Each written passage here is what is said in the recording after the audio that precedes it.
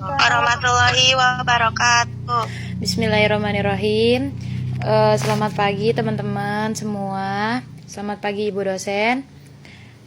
Perkenalkan, kami dari kelompok 1 ingin mempresentasikan hasil diskusi kami. Saya Eva Zaratul Uma di sini sebagai moderator yang akan memandu jalannya presentasi kelompok 1, dan adapun partner saya yaitu Nurul Faizatun Nida.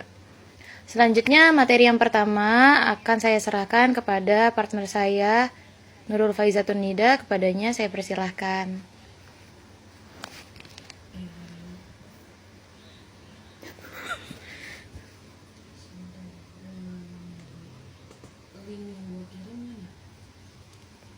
Tuh gue sematin. Pinter. Baik, terima kasih Pak. Selanjutnya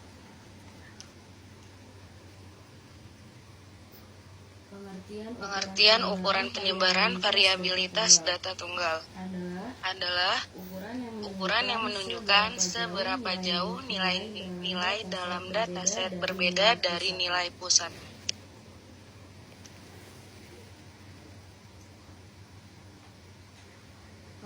Kemudian di sini ada rentang. Rentang atau range adalah salah satu ukuran penyebaran atau variabilitas data dalam statistik yang digunakan untuk mengukur seberapa jauh penyebaran data dalam suatu himpunan. Rentang dihitung dengan mencari selisih antar nilai data terbesar dan nilai data terkecil. Rumus rentang. Rentang sama dengan nilai maksimum atau nilai terbesar dari data dikurang nilai minimum atau terkecil dari data. Selanjutnya di sini ada rentang antar kuartil. Rentang antar kuartil adalah ukuran penyebaran data yang menunjukkan seberapa jauh data tersebar di antara kuartil pertama atau Q1 dan kuartil ketiga atau Q3. Kuartil membagi data menjadi 4 bagian yang sama besar. Rumus rentang antar kuartil sama dengan kuartil ketiga dikurang kuartil pertama. Selanjutnya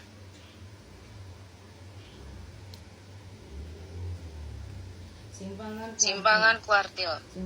Simpangan kuartil adalah salah satu ukuran penyebaran data yang digunakan untuk mengukur variasi data berdasarkan kuartil. Simpangan kuartil menunjukkan seberapa besar penyimpangan data dari nilai median kuartil 2 dengan melihat kuartil pertama dan kuartil ketiga. Rumusnya simpangan kuartil sama dengan kuartil ketiga dikurang kuartil 1 kemudian dibagi 2. Selanjutnya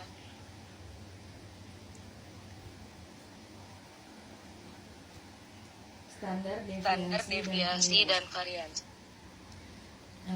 Yang pertama itu ada standar deviasi. Standar deviasi adalah akar kuadrat dari variansi. Standar deviasi memberi ukuran penyebaran yang lebih mudah dipahami karena berada dalam satuan yang sama dengan data aslinya.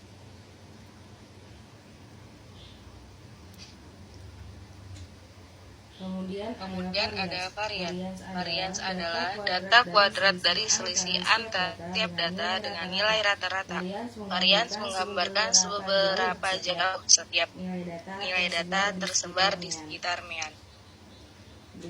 Berikut adalah rumusnya. Baik, saya kembalikan kepada moderator.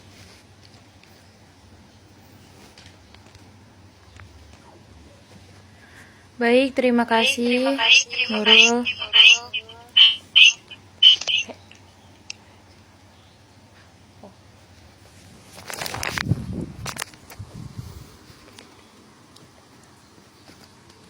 Selanjutnya materi yang akan saya sampaikan yaitu tentang koefisien variansi atau Koefisien variasi atau coefficient of variation adalah ukuran penyebaran relatif yang digunakan untuk membandingkan variasi data dari dua atau lebih kumpulan data dengan satuan yang berbeda. Kavi ini mengukur seberapa besar variasi data relatif terhadap rata-ratanya yang dinyatakan dalam bentuk persentase. Di sini ada rumusnya.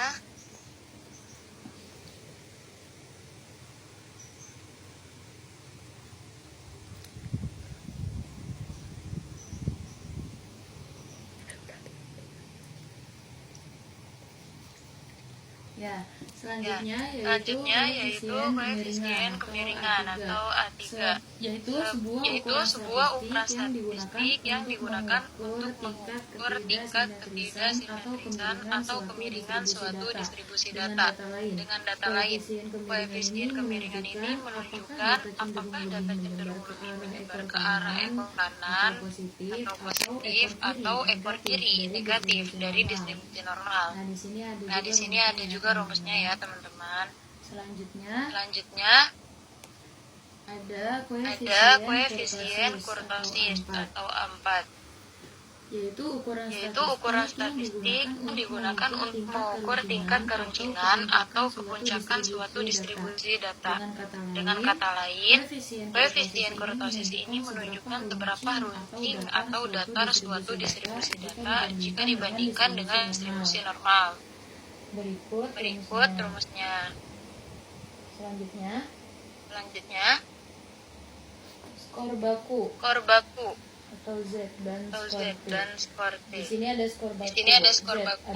Z adalah nilai yang menunjukkan seberapa jauh suatu data menjauh dari rata-rata dalam satuan standar deviasi. Dengan kata lain, ekor Z menstandarkan data sehingga kita dapat membandingkan data dari distribusi yang berbeda. Berikut contoh rumusnya. Selanjutnya ada skor T. Skor T ini adalah transformasi dari skor Z yang memiliki rata-rata 50 dan standar deviasi 10. Berikut adalah rumusnya. Next, di sini ada rata-rata simpangan atau mean deviation. Mean deviation ini adalah ukuran penyebaran data yang menunjukkan seberapa jauh nilai-nilai data dari rata-rata atau median secara rata-rata. Rata-rata simpangan menghitung selisih absolut antara tiap nilai data dengan nilai pusat atau rata-rata median. Kemudian menghitung rata-rata dari selisih tersebut. Berikut ada rumusnya. Yang terakhir adalah kesimpulan. Ukuran penyebaran data atau variabilitas untuk data tunggal adalah bahwa ukuran penyebaran memberikan informasi tentang seberapa tersebar atau bervariasinya data dari nilai rata-ratanya. Ukuran penyebaran sangat penting untuk memahami karakteristik data lebih dalam, bukan hanya dari sisi pusat seperti mean, median, modus, juga seberapa luas nilai-nilai data yang menyebar.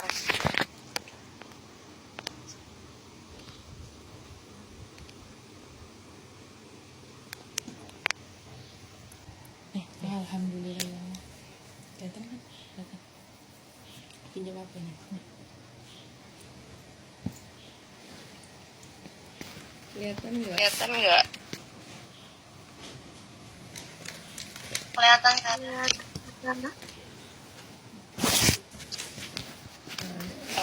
Oke, di sini kita akan mencari. Pertama ada rentang, kedua ada rentang antar kuartil, yang ketiga ada simpangan kuartil, keempat rata-rata simpangan kuartil. Kemudian ada standar deviasi dan varian, kemudian ada koefisien harian, kemudian ada koefisien kemiringan atau A3, koefisien kurtosis atau A4, kemudian ada skor baku Z dan skor T. Oke, pertama ini kita langsung cari aja ya rentangnya. Cara mencari rentang itu rumusnya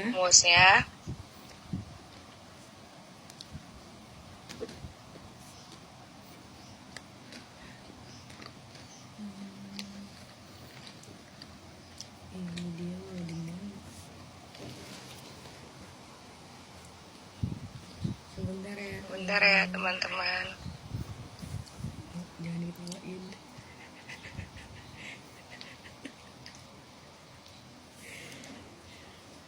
Masih loading nggak? Oke, di sini rumus tentang itu data maksimal atau data tertinggi dinilai siswanya, kemudian dikurang nilai terendahnya.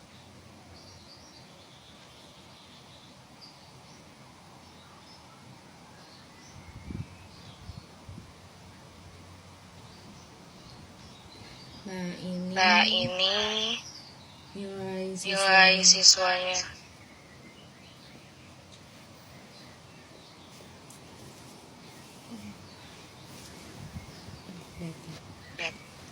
Jadi di rentang itu sama dengan karena di sini udah ada nilai tertingginya, jadi kita klik aja langsung di kolomnya. Nah, kemudian dikurang, kemudian kita klik lagi nilai minnya. Enter. Nah, rentangnya adalah 30. Kemudian cara menghitung rentang antar kuartil. Rentang antar kuartil itu kuartil ketiga dikurang kuartil ke-1.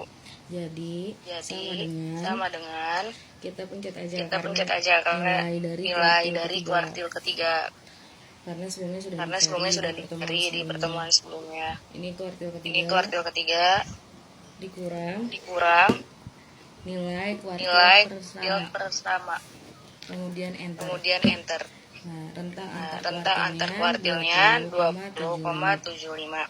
Cara mencari simpangan kuartil, kita itu perlu rentang antar kuartil. Tadi kan barusan nyari rentang antar kuartil, jadi tinggal dipindahin aja yang ini.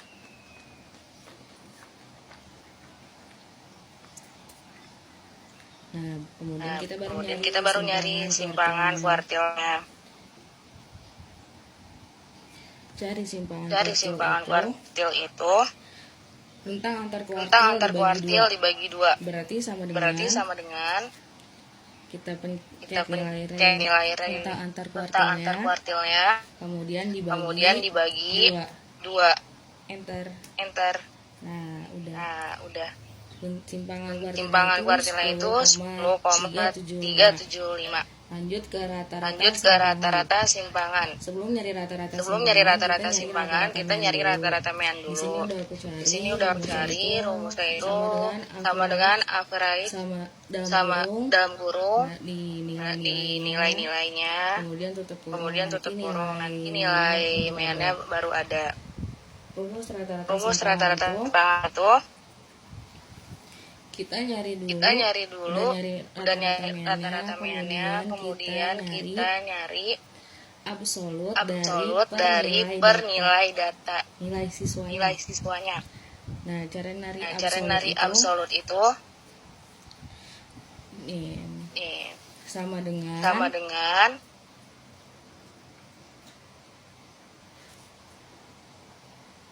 sebentar ya.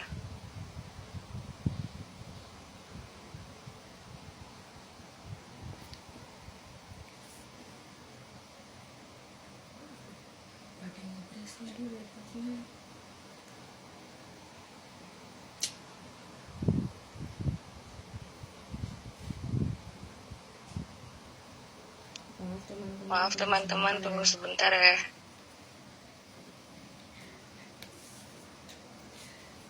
Ada kendala. Nah, di sini kita sama dengan cara mencari absolut itu sama dengan ABS dalam kurung nilai siswanya kan yang pertama kita cari itu 65, berarti kita klik yang 65.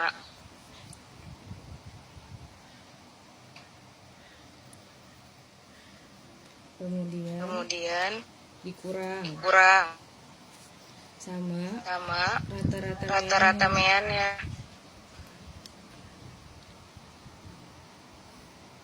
Nah, sudah. Kemudian ditutup, kurung tutup, enter. enter. Bentar. Nah, Nah, sudah ketemukan di sini 15,75. Ini udah aku cari semua nilai absolutnya. Jadi langsung aja ke rata-rata simpangan kita nyari ya. Sama dengan jumlah suruh absolut. Nah, yang ini kita pakai total dari semua absolut. Totalnya itu 121,5. Kita pencet aja. Kemudian dibagi 12. Kenapa 12? Karena nilai siswa ini ada sebanyak 12. Kemudian enter. Nah, udah keluar rata-rata simpangan. Lanjut ke standar deviasi. Rumusnya itu sama dengan STD pi dalam kurung kita blok nilai siswa yang ini. Maaf teman-teman, bentar.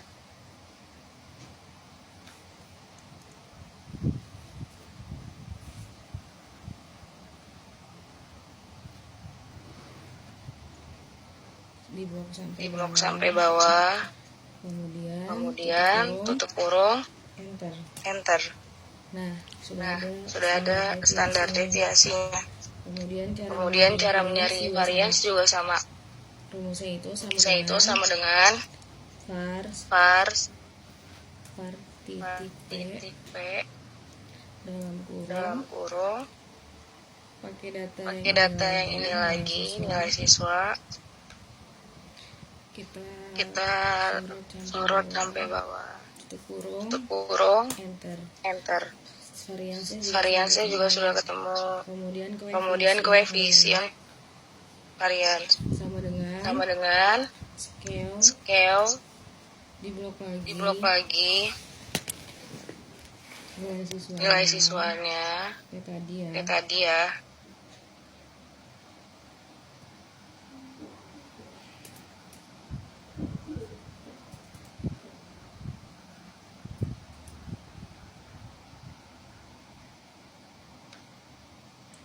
Sampai bawah.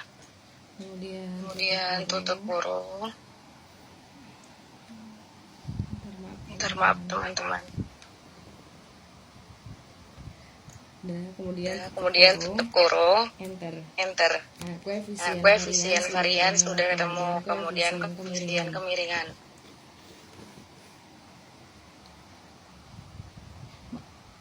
Maaf teman-teman, ternyata koefisien varian sekitar rumus kita. Pakainya itu sama dengan standar deviasi yang ini, tapi kita dalam kurung dulu.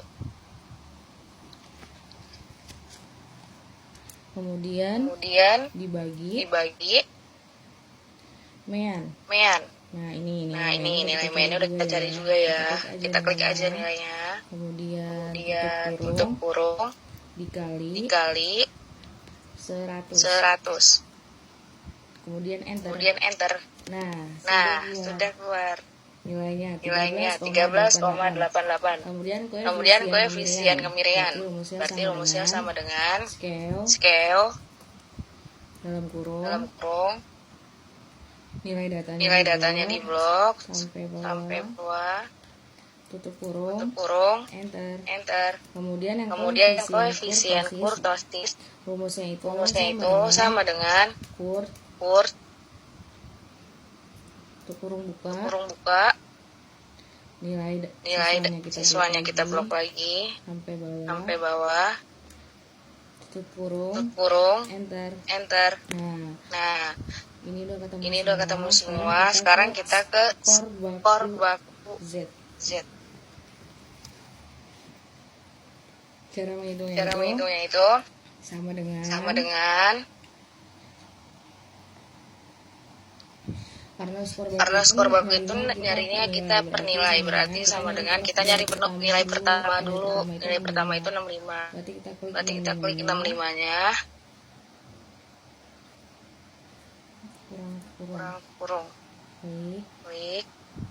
Kemudian dikurang sama mean rata-rata yang ini. Nah, kemudian tutup kurung, dibagi simpangan baku atau standar deviasi itu sama aja. Nilainya udah ketemu, ini kemudian enter. Nah, sudah ketemu kan? Tinggal ditarik aja ke bawah. Maaf teman-teman, sebentar. Tadi tuh gimana ya caranya? Gimana searching? Sama aja.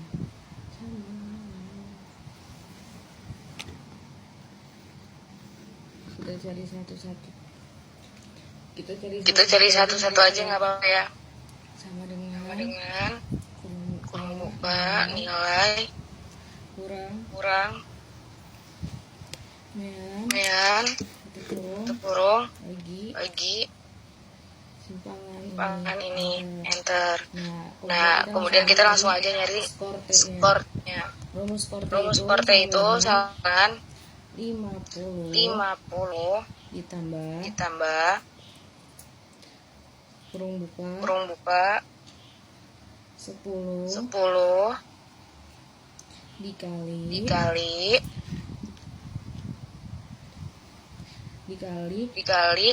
nilai dari skor Z-nya. Berarti kita pencet ini. Kemudian tutup kurung, enter. Nah, sama di sini juga. Berarti sama dengan kurung buka nilai skor Z-nya.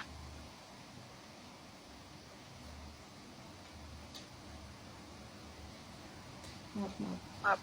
Sama dengan 50 tambah kurung buka nilai skor Z-nya. 10 dulu nilai skor Z-nya.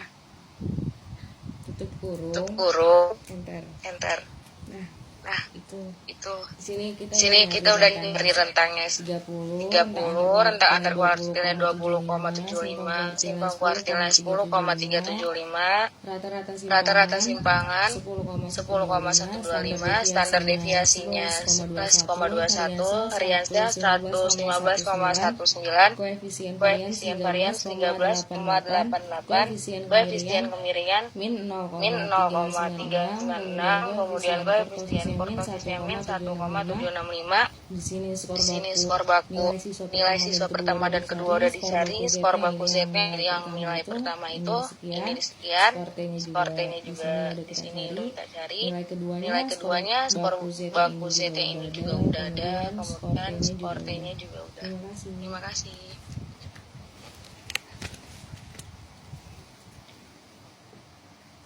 Baik, terima kasih Nurul.